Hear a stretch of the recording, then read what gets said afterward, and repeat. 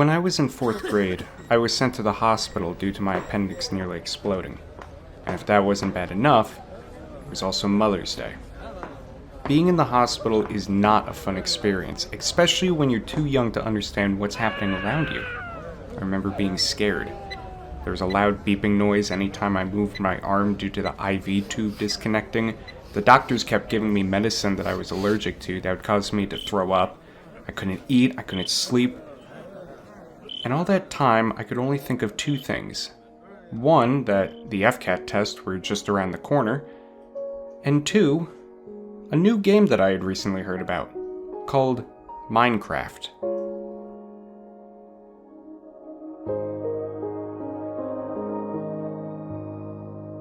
Minecraft has seemed to heighten in popularity in recent years. Sure, a big part of that is because of the nostalgia for the game, but I also think it has to do with some of the new changes that have been added. The first time I played Minecraft was in a hospital bed right after my surgery. I asked my mom if I could play Minecraft on her Kindle Fire. Before this, I played some games here and there on my Wii, but they were either Mario or SpongeBob related. But what makes Minecraft so memorable? How did it become one of the best-selling video games of all time? Well, to better understand this, I think it's best to start at the beginning.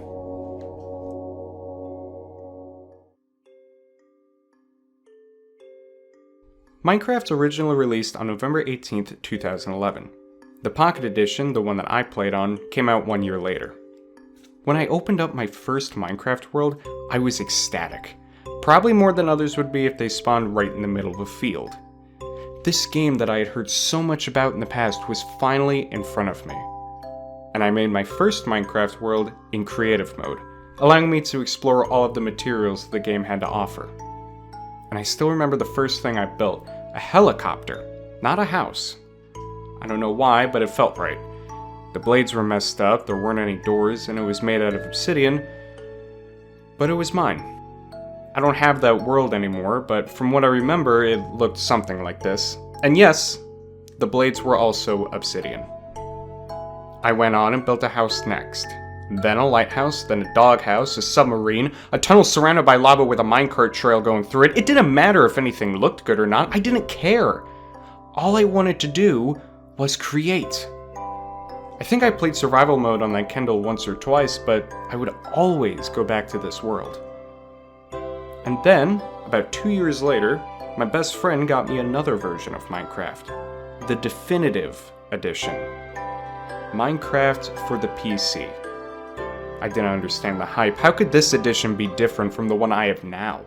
It still had the same blocks, the creepers, the villages, but there were two things that caught my attention. Servers and community-built maps.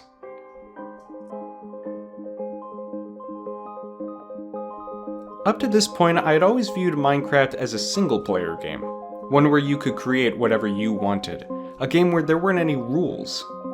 That was, until I logged into my first server, Hypixel. Surrounding me was a brand new environment. There were games, events, actual players. My favorite game at the time was hide and seek, and even though I would always get caught, I found myself always returning to it, trying to better my skills and find better spots. It was also here where I met my first online friend. They like to play hide and seek too. Now, I should probably mention here, in the real world, I didn't have many friends. Sure, I had people I hung out with at school, but maybe 3 or 4 that I would consider to be my friends. But in Hypixel, in Minecraft, I was able to be around people that had similar interests, and this is where I think Minecraft strives. Yeah, you can play Minecraft by yourself and have fun, but you can also meet people, play a game, and eventually become friends with them. Through talking with my online friend, they briefly mentioned a thing called maps. Community-built maps are exactly as they sound, entire Minecraft worlds in which an actual player in the community built and allowed others to play by downloading it. I asked my best friend if she knew anything about these maps, to which she pulled up a YouTube video. I'm being completely honest here when I say that if it wasn't for her showing me YouTube, I most likely wouldn't be making this video. She showed me trailers for these maps. Creators of the maps sometimes did interviews with other creators. There were even entire short films made within the world of Minecraft. However, none of these videos caught my attention as much as Stampy's. Hello, this is Stampy, and welcome to a Minecraft Let's Play video, and another video inside of Stampy's lovely world. I remember sitting at home at night and just binging Stampy Longhead's videos. When he would walk about his lovely world, it felt as though I was also there. The minigames he would create with his helpers were incredible. I didn't feel like a viewer. I felt like a friend. Like a helper. I felt at home. And I wanted others to feel the same way. So I created my first ever map, the Jared Parable. If it sounds familiar, that's because it was quote-unquote inspired by the Stanley Parable. The player followed a path, made specific choices, and I was so proud that there was 5 total endings. Whoa! But the map was never released. I made it for only 2 people. My parents. Looking back on it, it wasn't the best, but it made me feel as though I had accomplished something. This is another reason why I'm calling Minecraft the most important game. No, Minecraft is not my absolutely favorite game of all time, but I do think it's very important, due to the impact that it had on me personally, but also the entire world.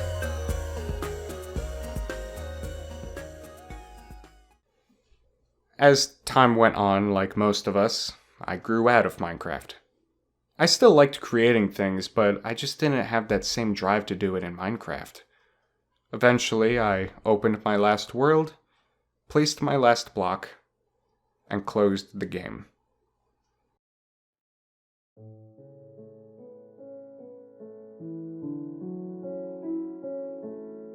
I think this is one of the driving forces that brings us back to Minecraft. Leaving Minecraft is like saying goodbye to a friend. You may see them again in the future, but for the time being, you both go your separate ways.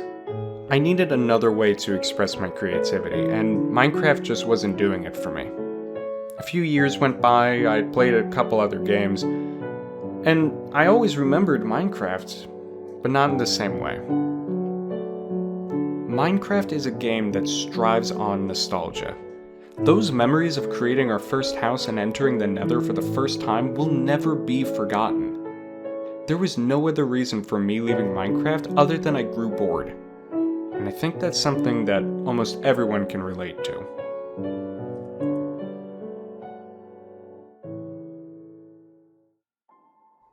It was the beginning of June. I walked by my PlayStation and booted it up. I went to the game list to pick what to play, and at the very bottom was Minecraft. I hadn't seen or played Minecraft up to this point in years. Memories of playing with my best friends suddenly came back to me. I re-downloaded the game and retrieved the save file we played that had traveled all the way from my PlayStation 3 to now. What you're seeing right now is the world that I built with my best friend. My parents even built some portions on their own. This is a casino that never quite got finished from my dad, but I remember him being so proud that he figured out a sign for it. My mom wanted a house, but more specifically, she wanted a tree house. As I flew around the world, I felt numb, which is strange to say. Everything that I had built, everything that we created, was still here. And I didn't understand why, because other people who have made this type of video, who have reflected on Minecraft and the impact it had on them, always felt overwhelmed, but I wasn't feeling that. What was I supposed to feel? Happy, sad, nostalgic? I don't know. And then, the music kicks in. Sweden, from C418.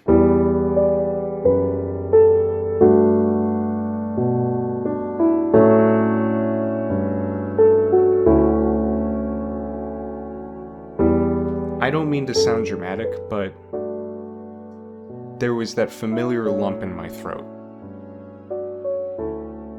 Over the years, especially the past 3 years, much has changed. At first, it was simply graduating elementary school and becoming a teen. Now? Hunger, anger, homelessness, pain, pandemics, war, fear, and you want it to stop. You want to fix it, but you don't know how, so you panic and you worry and you panic and you worry, and you just want it all to stop. And then you do, for just a moment. You return to a world that you created. A world where there aren't memories of fear or pain, but of joy and of laughter. A world where you're allowed to create whatever you want, whenever you want.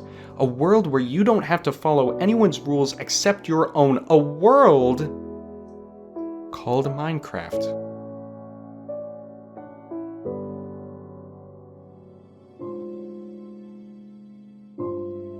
Minecraft seems to be more popular than ever. I'm sure a big part of it is due to everyone playing it more and more in recent years, and the new updates that are coming out.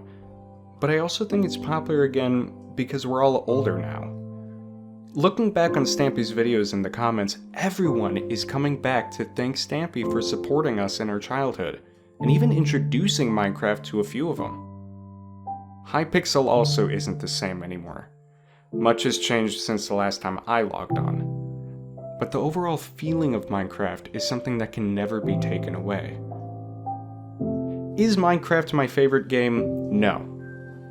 But that doesn't change my mind from believing that it is one of the most important games of all time.